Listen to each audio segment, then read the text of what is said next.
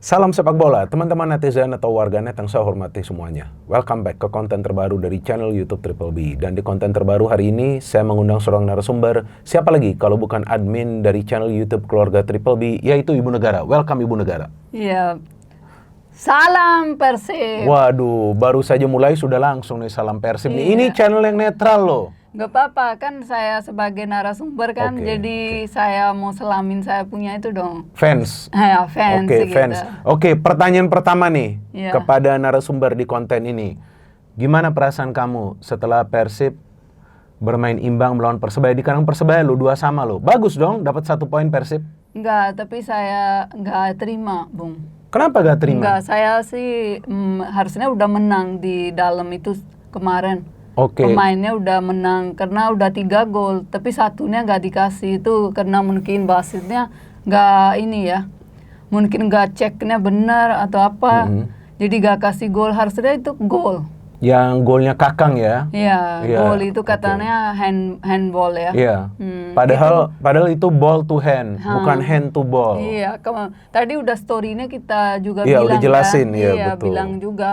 Di story-nya saya bilang hatinya banyak omongan, nanti pelan-pelan Oke. saya itu ya. Oke, Bung, ya. jadi saya boleh nih. Tapi di sini boleh kan ngomong saya? Boleh dong, boleh dong. Bungnya kan netral kan? Iya, kalau saya netral, kalau ini narasumber boleh dong ngomong ya. Iya, Tapi kita di juga dalam hati saya Iya, aja dalam boleh hati kan? you, menurut you seperti apa dari Iya.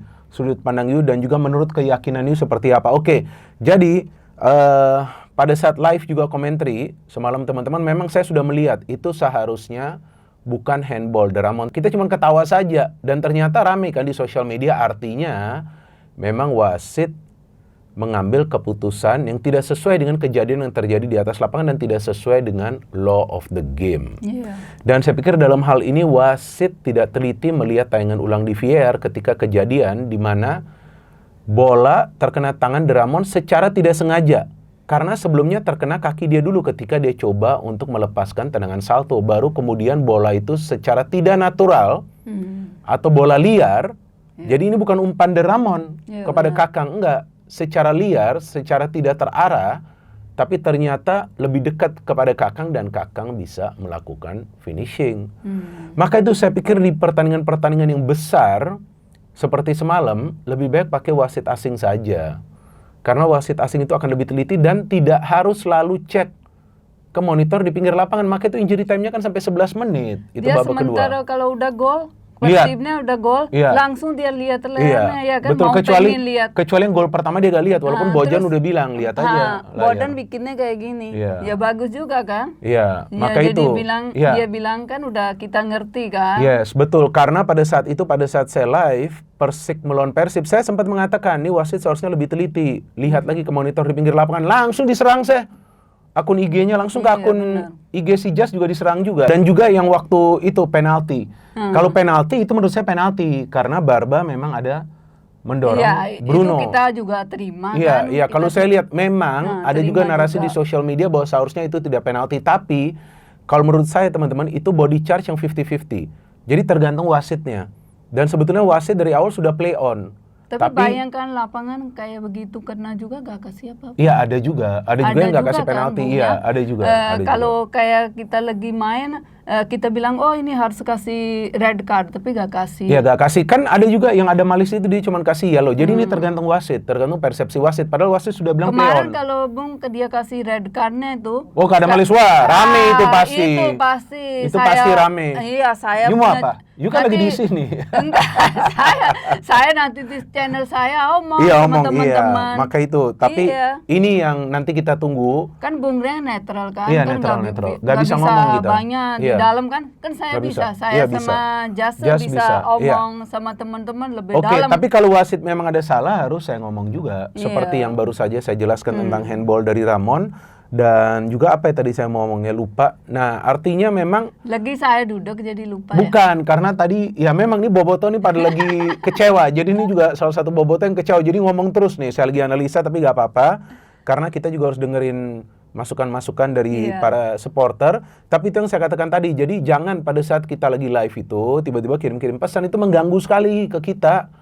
Karena kita lagi fokus untuk bisa menjelaskan jalannya pertandingan. Tapi bisa saya pastikan tidak ada di antara kami semua tim host dan juga komentator yang ada yang berat sebelah gak ada. Jadi kita mengatakan apa yang kita lihat, mungkin juga kadang-kadang kita salah. Iya benar. Ya, tapi Harus buat kita ya, lihat ya, teliti harus ya. kita lihat teliti. Kalau sebagai kayak fan itu cepet Itu beda kita, lagi, itu langsung ngomongnya, itu kita beda lagi. cepet keluarin, Bung. Betul, tapi kalau pada saat live gak ada yang menjadi fan dari tim tertentu. Semua dengan tugasnya, apakah itu sebagai host atau juga sebagai komentator. Nah, saya pikir dalam beberapa kejadian yang wasit mengambil keputusan, memang wajar saja jika kita kritisi, tapi juga kita tidak boleh menghina ataupun menghujat wasit, Iya, gak benar, boleh juga. benar. Kita lihat bahwa Persib ini sebetulnya membutuhkan waktu ya untuk langsung panas. Itu seharusnya detik ke-27 itu Rian sudah mencetak gol. Karena Iya, ada kesalahan dari Matrikardi yang tidak bisa menghalau atau mengontrol bola, sehingga Rian masuk di antara Matrikardi dan Kakang dan syuting, tapi Teja detik-detik awal loh dia masih fokus. Itu kalau gol bagi Persebaya, Teja wah mah bisa beda. fokusnya gila waktu Iya, dia gila lagi dia, bagus. berdiri ya kan di Betul. dekat Iya, gawangnya. iya, terjaga sekali. Jaga sekali. Dan ya. setelah itu perlahan-lahan Persib yang mulai mengambil alih jalannya pertandingan. Karena kita lihat ada beberapa peluang dari Persib yang seharusnya mereka mencetak gol. Itu dari Sadil, ya kan, yang sudah dia Iya. sudah one on one luar biasa. Barba ya kemarin kaptennya kan. Kaptennya Barba, dan dari Iya, starting bagus. lineup gak ada perubahan dari Persib. Jadi Nah, tetap dipertahankan starting lineup yang sama yang sebelumnya menang Iya, 5-0 benar. dari Madura. Kalau dari Persebaya itu satu perubahan yang Rian bermain bukan Alvan Suaib, dan Persebaya kembali bermain dengan striker palsu.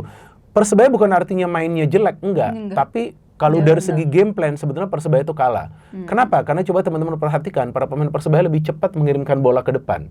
Langsung itu direct passing. Saya bilang kan, Oh. jadi udah kita menang gitu sebagai lihat mainnya. Cara juga. mainnya udah bagus, iya, gitu, betul. pemain. Dan ini untuk pertama kalinya di pertandingan tandang musim ini. Clean gitu kelihatannya Iya, ya kan. iya, elegan. Ini Iya. pertama kalinya di musim ini di partai tandang, Persib itu bisa bermain menyerang, bermain terbuka, mengambil alih, mengambil inisiatif permainan. Mungkin juga Persebaya memang modus operandinya adalah menunggu dan main counter, tapi mereka sebetulnya game plan-nya tidak berjalan dengan baik. Baik, ya. Namun kita melihat Rangers juga mendapatkan peluang untuk mencetak gol, Hernando juga save. Jadi Hernando ini lagi top form ya, salut nih, pas juga nih menjelang FIFA Series ya. Jadi kemungkinan dia akan dipanggil oleh John Herdman. Dan kemudian teman-teman perhatikan itu kesalahan dari Sadil yang salah passing, memberikan bola kepada Rivera dan Rivera memberikan umpan kepada Bruno. Barba ini masuk sebetulnya untuk menutup ruang, tapi salahnya dia juga melakukan body charge kepada Bruno. Dan pada saat itu Bruno juga terjatuh. Sehingga awalnya wasit mengatakan itu play on, tapi kemudian ada panggilan dari wasit yang berada di ruang VAR, dan ketika dicek wasit menganggap itu penalti. Ada di beberapa kejadian lainnya di pertandingan lain di mana itu tidak dianggap penalti dan hanya body charge biasa, tapi karena wasit melihat monitor di pinggir lapangan, maka Kasih menurut dia bahwa ini adalah pelanggaran, padahal Barba itu menutup ruang. Tapi dalam menutup ruang, sayangnya dia menggunakan bahunya sedikit untuk bisa mengganggu. sedikit, sedikit, nggak berapa sebetulnya kenanya, sedikit iya. untuk mengganggu Bruno. nggak jatuh juga, dia jatuh sendiri. Yang jatuh si Bruno, ya karena Iya. terkena tangan, terkena body charge yang sebetulnya nggak begitu kuat ya. Kuat, Tapi oke iya. lah, wasit Normal memberikan, aja, normal. tapi wasit memberikan penalti oke lah. Itu kita anggap, ya wasit memang menganggap itu penalti, itu kalau menurut saya masih bisa diterima lah ya, itu wasitnya penalti. dari mana ya, Bung? Wasitnya nggak tahu dari daerah mana ya. Cuman kita melihat bahwa para pemain Persib mentalnya kuat, sudah dianulir, sekali, ya ya. kan? Kuat Tapi sekali. mereka masih bermain fokus, dan di babak kedua ini, Tenang mainnya. ya, ya saya kan? juga masih menunggu siapa yang akan dimasukkan oleh Bojan Hodak, dan ternyata pertama dari Persebaya Gustavo main. Maksudnya Gustavo jadi bermain sebagai center back, Milos ditarik keluar, artinya Risto yang bermain di tengah. Kemudian dari Persib Ramon ditarik keluar, Sadil ditarik keluar, Beckham Putra masuk, Andrew Jung masuk, Frans Putros ditarik keluar, Adam Alis masuk. Ini pergantian ini bisa kita baca bahwa Bojan Hodak ingin Persib bermain lebih ofensif, dan Persib mendominasi total jalannya pertandingan di babak kedua karena mereka menciptakan banyak sekali peluang. Cuman sayangnya mereka tidak bisa finishing dengan baik. Jadi dari tadi yang 14 percobaan dari Persib ke gawang Persebaya, yang on targetnya itu berapa coba? Yang on targetnya itu cuma 5. Dari on target 5 itu Persib bisa mencetak 2 gol. Ini sebetulnya conversion rate yang tidak begitu baik karena Persebaya hanya menciptakan 3 peluang yang berbahaya. Ya, walaupun 1 penalti. Penalti itu gak kita hitung, tapi mereka bisa mencetak 1 gol. Dan lebih banyak peluang dari Persebaya itu dari dalam kotak penalti. Persib. benar. Walaupun Persebaya mainnya lebih ngotot ya, lebih fisikal. Cuman dari game plan saya tidak melihat mereka ada strategi untuk membuka pertahanan Persib, kecuali mereka main long ball dan berharap ada kesalahan dari pemain Persib. Dan ketika sudah masuk nih pemain-pemain dari bangku cadangan, baru kemudian kita melihat ada gol dari Persib ketika ada permainan tiki taka. Adam Alis ke Reinders, kalau nggak salah Reinders kepada Beckham Putra kepada Adam Alis lagi, dan Adam Alis memberikan bola kepada Luciano yang mencetak gol. Ini tendangan roket. Bagaimana menurut you gol dari Luciano ini? Bagus sekali, bagus Bagus sekali. Teamworknya ya kan. Nah bagus itu sekali. teamwork. Ini yang saya katakan tiki taka nih, sudah mulai bermain umpan-umpan kombinasi. Banyak kan kalau Persib dekat gawang, Iya. kadang-kadang teamworknya nggak bagus, nggak finishingnya bagus, nggak bisa gol. Tapi ini kemarin Bagus. bagus. Iya, bagus, dan pinternya Bernardo Tavares karena dia melihat bahwa Persib sudah mulai mendominasi total jalannya pertandingan, dia memainkan pemain yang lebih bugar, yaitu Tony Firmansyah yang sebelumnya absen ya di pertandingan sebelumnya, dan menarik keluar Sadida, kemudian Mikael Tata dimainkan, pemain yang lebih defensif, Rian ditarik keluar, dan kemudian kita tahu Catur itu berbenturan dengan Barba,